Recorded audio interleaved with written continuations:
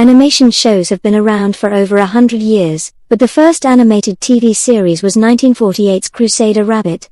Although mostly forgettable, this pioneering show helped set the stage for all the programs fans know and love today. Fans adore hundreds of animated characters, many of whom are fully deserving of the recognition they receive. At the same time, there are quite a few controversial characters in animated shows. These controversies could have risen for many reasons, from minor flaws like weak character development to problematic situations like racist caricatures and overt sexism.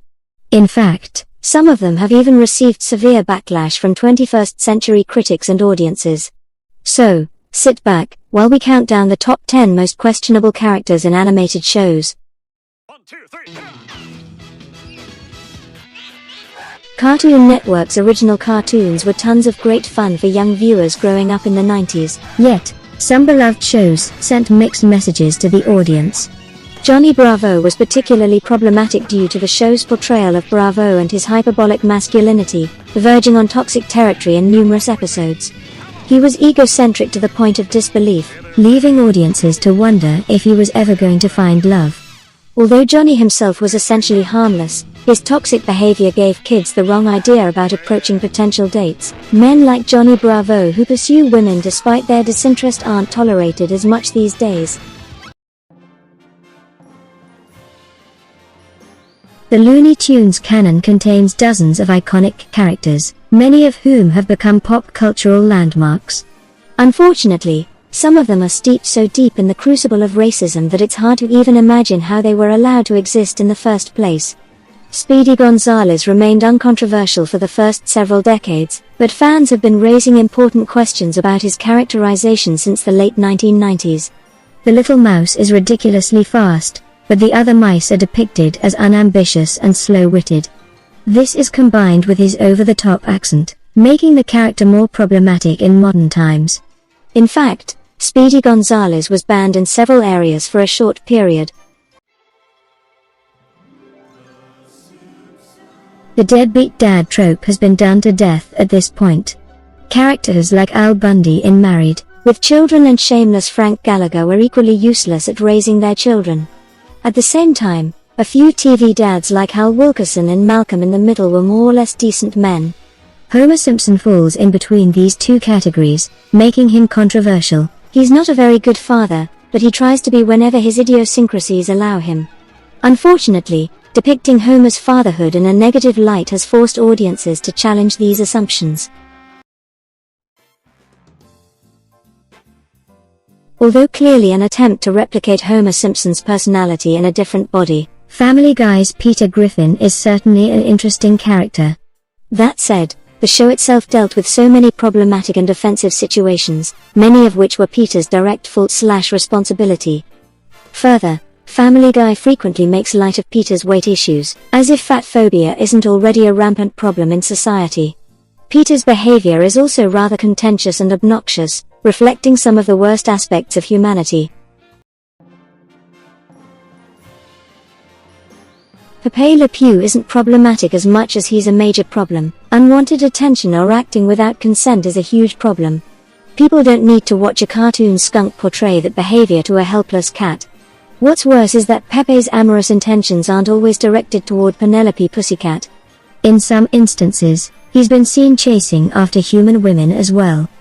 When such atrocious behavior is normalized, it can be difficult to understand why that is wrong within the real world.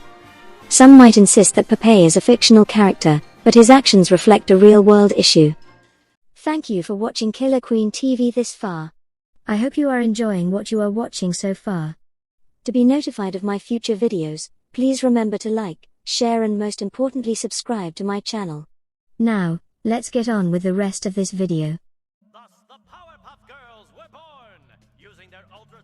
The Powerpuff Girls is a beloved animated series and almost became a live-action series. A show starring 3 superpowered little girls who fight crime and the forces of evil is definitely inspiring. Unfortunately, Him's characterization is both thorny and controversial because of his stereotypical behavior. A seemingly non-binary character is a great idea in theory, but Him's villainous background makes it an issue of queerphobia. It's not that villains can't be gay, but Him's entire personality revolves around his campy demeanor and flamboyant outfits. These are dangerous stereotypes that have no place in the modern era. Popeye originally came into existence in 1929, nearly a century ago. As such, fans might argue that the show's problems are products of its era. Still, it can be difficult to watch the series or see the character in an honest light when the issues with Popeye are glaring. Olive Oyl has literally no choice in her situation. Popeye and Bluto regularly get into violent fistfights, ending only when the villain has been properly pulverized.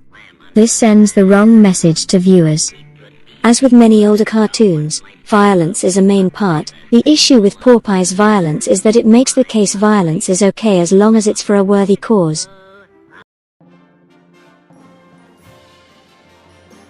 Bugs Bunny is unquestionably one of the most influential cartoon characters in history, on par with animation giants like Mickey Mouse and Tom Jerry. And yet, even this eccentric rabbit has had his share of controversial moments. The older Bugs Bunny cartoons were rife with questionable depictions of ethnicity and race. Offensive caricatures of Puck were common elements in these shorts.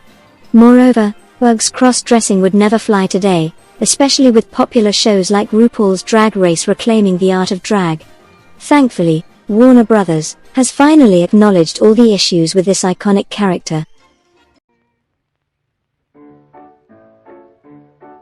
Another aspect from a bygone era, Betty Boop first entered the limelight over 90 years ago. Despite the rarity of major female roles in 1930s animation, Betty's portrayal reeked of misogyny.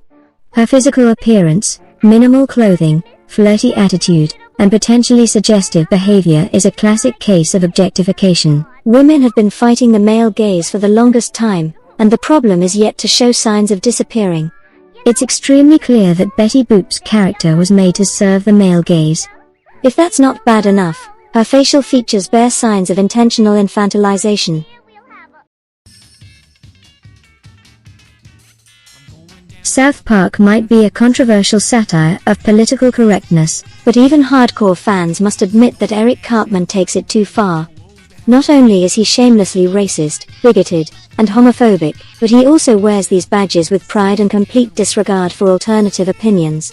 In one particularly shocking episode, he punishes a 9th grader by murdering his parents and cooking chili with their meat. Watching even adult cartoon characters act in this way is excessive, but Cartman is apparently 10 years old. There is always a limit to freedom of expression, and Cartman has no idea where that line is. If you have watched this Killer Queen TV video until the end, then I hope you have enjoyed what you have been watching. There are lots more videos on my channel and I don't plan on stopping anytime soon, so hit that subscribe button to be notified of my future uploads.